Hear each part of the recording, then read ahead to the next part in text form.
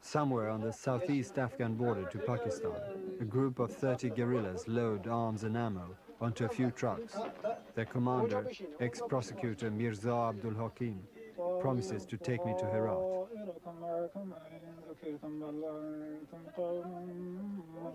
We're all impatient to cross the border into the war-ridden country, but we had to wait for the full moon.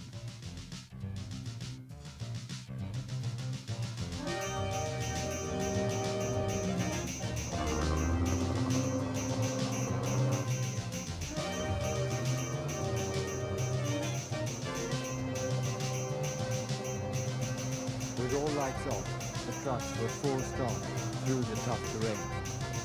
Sometimes, small groups of mujahideen would stop us in the dark and show the safest route.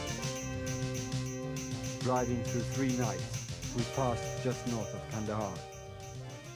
Daytime, we rested, covering the trucks with tarpaulins, hiding them under trees. The traces of war were everywhere to be seen. Ruins, bombed fields, abandoned villages.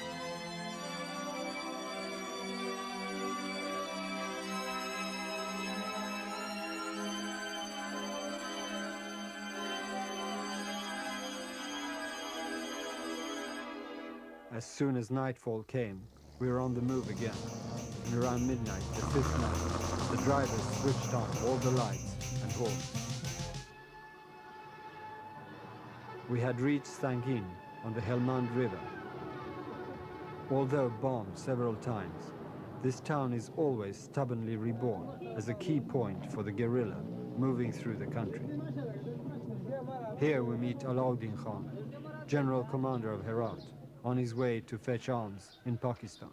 But he has another project too. مقصد ما زیادتر است که راه تدارکاتی از داخل افغانستان واز شود و همچنان با قماندان‌ها و مجاهدینی که در ولایات بادغیس، سقورات، فرا، هلمند و قندهار هستند و اینا از نزدیک ببینیم. He takes our cars on his way back to Pakistan while we cross the Helmand River and reload onto the Russian truck in which he arrived.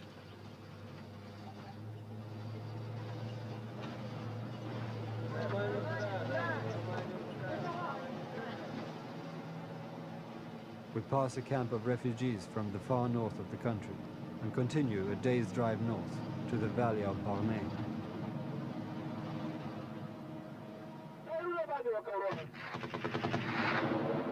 These are the machine guns of Ismatullah Khan, keeping the MiGs at bay. It's free territory, and people from the villages take turns at the guns.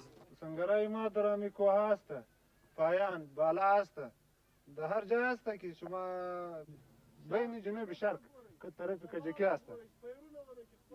از سومیا درامی کمپوست است که برای دفاع کجکی است. The farmers can till their soil at the bottom of the valley, and the entrance is barricaded to retard armored attacks. Here we load onto animals and continue on foot. We walk from village to village, a day's march at a time. It's getting cold in the highlands of Goral, and the snow comes mid-November.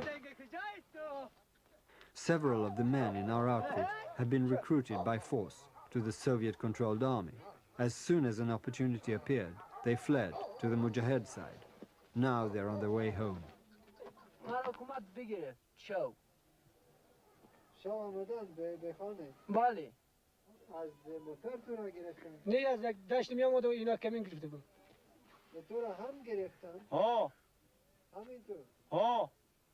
ما را حکومت گرفتی آورد به کابل به عسکری.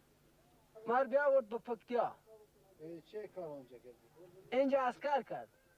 ما را آورد به هرات، از هرات برد به خوست.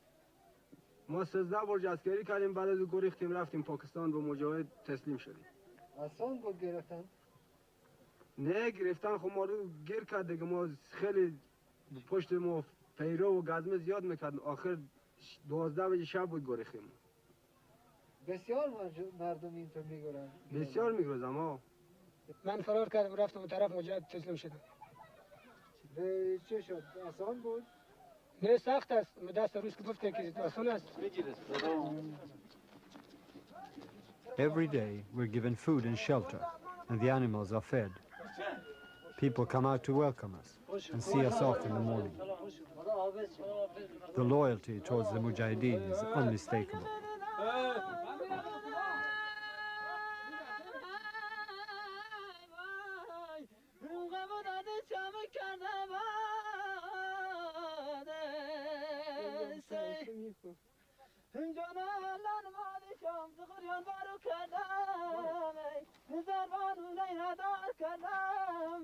In ice-cold Ghurat, Mirza Abdul Hakim, our commander, falls ill.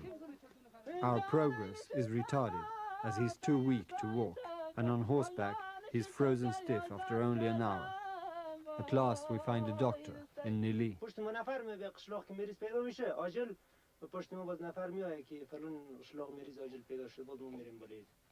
He's untrained, but does his best among the population, mostly too poor to pay him anything. With his modest collection of instruments in a bundle, he manages to cure Abdul Hakim and then plods on through the snow to the next patient.